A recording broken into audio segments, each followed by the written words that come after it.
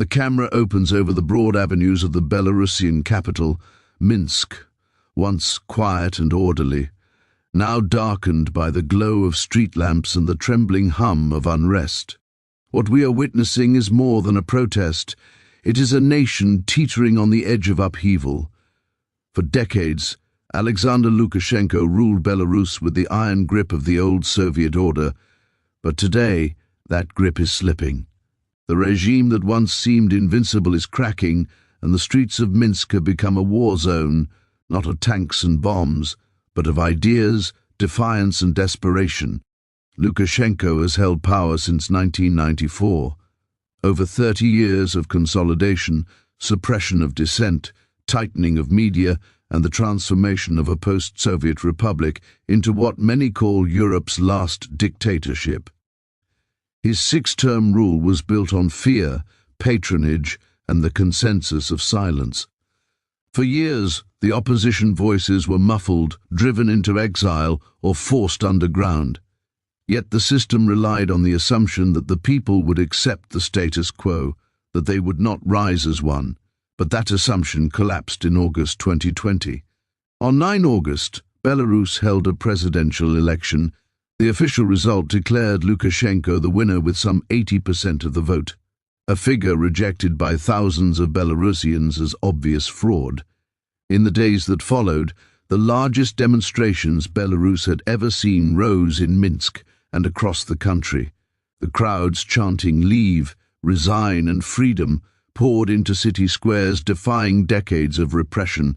What began as peaceful, workers walking out of factories, journalists refusing to read state propaganda, everyday citizens raising their voices, was met with overwhelming state violence.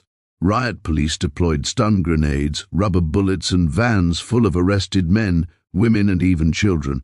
Accounts emerged of beatings, torture, broken bones and shattered bodies. It was a city transformed. The familiar calm facade of Minsk cracked open and revealed a deep anger, hidden below the surface for years, now erupting. As the protests grew, the regime responded not just with force on the streets, but with a narrative war. The government blamed foreign interference, extremist plots, chaos brought by Poland and NATO. State television painted the movement as puppets of outsiders. But those inside Minsk, and indeed across Belarus, knew this was their own uprising, their own refusal to accept life under fear and silence. Now, the situation is entering a new phase. The regime is no longer simply repressing dissent, it is scrambling to contain it. Thousands have been arrested, dozens are missing, hundreds more injured. Reports document over 1,000 victims of serious injury in Minsk alone in August 2020, including bullet wounds, spinal injuries, and even allegations of sexual violence. Around the same time, mass exodus began.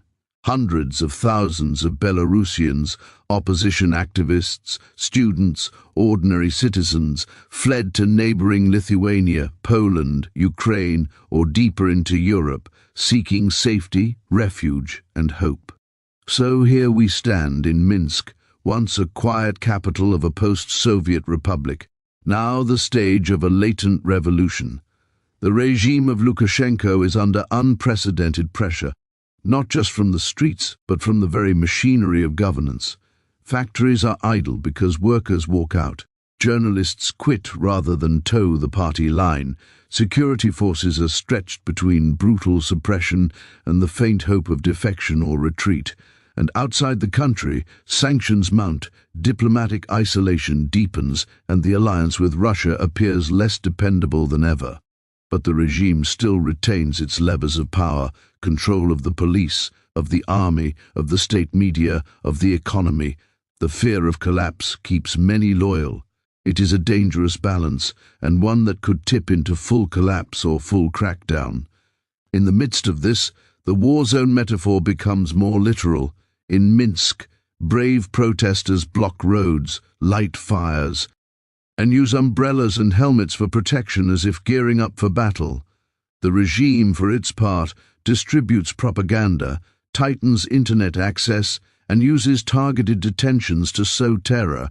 In the shadows, exile opposition groups prepare their next moves. One of the key questions now: will Lukashenko try to outlast the storm, using violence and repression until the mass movement exhausts itself? Or will the system fracture from within? Will elites abandon him? Will the security services refuse orders? Will the economy collapse? And will the protests transform into a true revolutionary moment? The answer remains tough to predict, but signs of fracture are everywhere. In the past year, arrests of dozens of opposition activists, even abroad, demonstrate the regime's fear of its own diaspora and its refusal to allow any safe space. And diplomatic overtures suggest Lukashenko knows his regime's isolation is growing, with unexpected prisoner releases possibly aimed at gaining Western sanctions relief. Against this backdrop, the people of Belarus find themselves between two storms: the storm of repression and the storm of hope. For years they have lived under a president who dismissed the pandemic, mocked protesters, and accused foreign powers of scheming against his rule. Suddenly, ordinary Belarusians feel empowered to protest, to strike, to imagine a different future. But the price is high. The streets are no longer simply places of assembly, but battlegrounds of identity, survival, and power. For your video, imagine close-up visuals of Minsk streets at dawn, smoke curling from barricades, riot vans racing past, protesters raising their voices in unison, audio of helmets, chanting, and distant sirens. Voiceover: tonight the facade cracks. Tonight we see the true Belarus.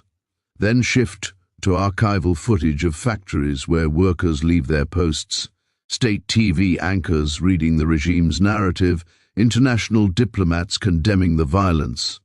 Overlay. Voiceover: the regime understood control, but it did not understand fear. The fear ignited is now aflame.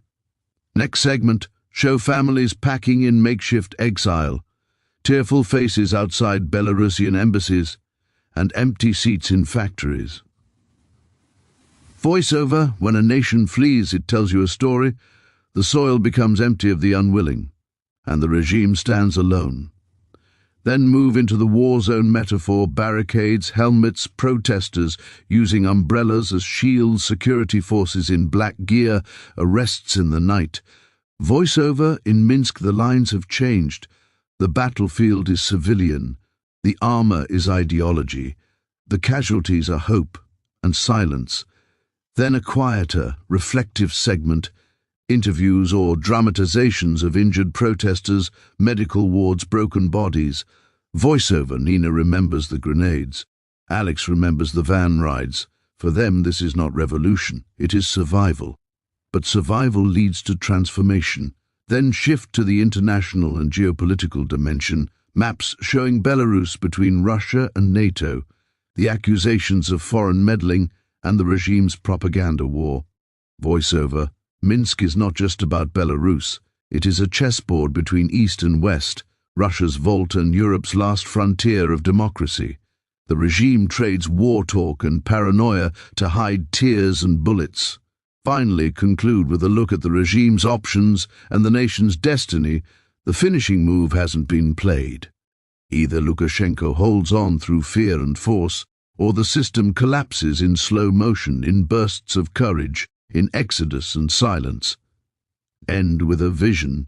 In the dawn of an uncertain Belarus, the people stare at the horizon and ask, who will cross it first, the dictator or the people? You can close with a stark shot of Minsk's empty Independence Square at night, a single streetlight flickering. As the voiceover says, the war zone is quiet now, but the war is far from over.